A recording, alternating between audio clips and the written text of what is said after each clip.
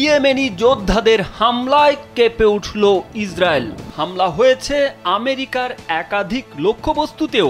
এটি রাজধানী সানার একটি বাজারে মার্কিন হামলার পাল্টা জবাব হিসেবে চালানো হয় এই হামলা, এমন দাবি করেছে গোষ্ঠীটি।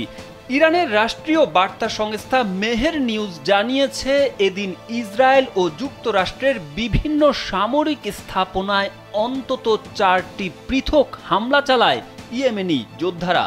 গাজায় ইসরায়েলি আগ্রাসন শুরু হওয়ার পর থেকে উপত্যকার বাসিন্দাদের প্রতি সমর্থন জানিয়ে তেল আবিব ও ওয়াশিংটনকে লক্ষ্য করে একের পর এক ড্রোন ও ক্ষেপণাস্ত্র হামলা চালিয়ে আসছে ইয়েমেনের যোদ্ধারা।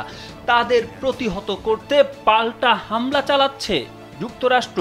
মার্কিন হামলায় হতাহতের জেরে সব শেষে এই হামলা চালালো ইয়েমেনের সশস্ত্র এই গোষ্ঠীটি।